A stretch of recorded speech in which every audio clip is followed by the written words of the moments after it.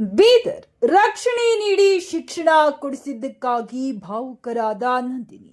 ಚಿಟಗುಪ್ಪ ಪಟ್ಟಣದ ಸರ್ಕಾರಿ ಬಾಲಿಕೆಯರ ಪದವಿ ಪೂರ್ವ ಕಾಲೇಜಿನಲ್ಲಿ ದ್ವಿತೀಯ ಪಿಯುಸಿ ಪರೀಕ್ಷೆಯಲ್ಲಿ ಅಗ್ರಸರಣಿಯಲ್ಲಿ ಪಾಸಾದ ವಿದ್ಯಾರ್ಥಿನಿಯರಿಗೆ ಕಾಲೇಜು ವತಿಯಿಂದ ಏರ್ಪಡಿಸಿದ ಅಭಿನಂದನಾ ಸಮಾರಂಭದಲ್ಲಿ ಮಾತನಾಡಿದ ನಂದಿನಿ, ಚಿಕ್ಕ ವಯಸ್ಸಿನಲ್ಲಿ ತಾಯಿಯನ್ನ ಕಳಕೊಂಡೆ. ನನ್ನ ತಂದೆ ನನಗೆ ಶಿಕ್ಷಣಕ್ಕೆ ಸಹಕಾರ ನೀಡಲಿಲ್ಲ.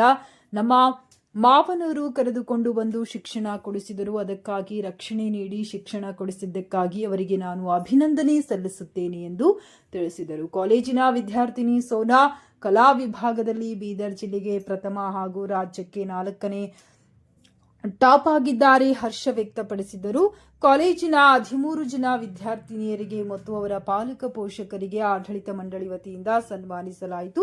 ಕಾಲೇಜಿನ ಪ್ರಾಚಾರ್ಯ ರಾಜೇಂದ್ರ ಚವ್ಹಾಣ್, ಉಪನ್ಯಾಸಕ ಶಿವಕುಮಾರ್, ರಾಷ್ಟ್ರಮಟ್ಟದ ಪ್ರಶಸ್ತಿ ವಿಜೇತ ನಿವೃತ್ತ ಶಿಕ್ಷಕರಾದ ಮಹರುದ್ರಪ್ಪ ಅಣದೂರಿ, ಸಮಾಜ ಸೇವಕ ಅಸ್ಲಾಮಿಯಾ, ಪತ್ರಕರ್ತ ನವೀನ್ ಗಂಜಿ, ಸಾಹಿತಿ ಸಂಗಮೇಶ್ ಜವಾದಿ ಇನ್ನಿತರರು ಹಾಜರಿದ್ದರು. ವರದಿ ಶ್ರೀಮಂತರಾವ್ ಇಂಚೂರೆ. ನಾನು ಇವತ್ತು ಈ ಮಟ್ಟಿಗೆ ನನ್ನ ತಂದೆ ತಾಯಿ ಹಾಗೂ ನನ್ನ ನೆಚ್ಚಿನ ಶಿಕ್ಷಕರಿದ್ದಾರೆ. ಏಕೆಂದರೆ ನನ್ನ ಶಿಕ್ಷಕರು ದಿನಾಲೂ ನನಗೆ ಮಾರ್ಗದರ್ಶನ ನೀಡುತ್ತಿದ್ದರು. ಅವರು ನನಗೆ ದಿನಾಲೂ ನೀನು ಓದಬೇಕು, ನೀನು ಒಂದು ಮಟ್ಟಿಗೆ ಇರಬೇಕು ಎಂದು ನನಗೆ ಡೈಲಿ ಹೇಳ್ಕೊಡ್ತಾ ಇದ್ದರು. ಹಾಗೆ ನನ್ನ ತಂದೆ ತಾಯಿಗಳಿಗೆ ನಾನು ತುಂಬ ಹೃದಯದ ಧನ್ಯವಾದಗಳು ಹೇಳುತ್ತೇನೆ.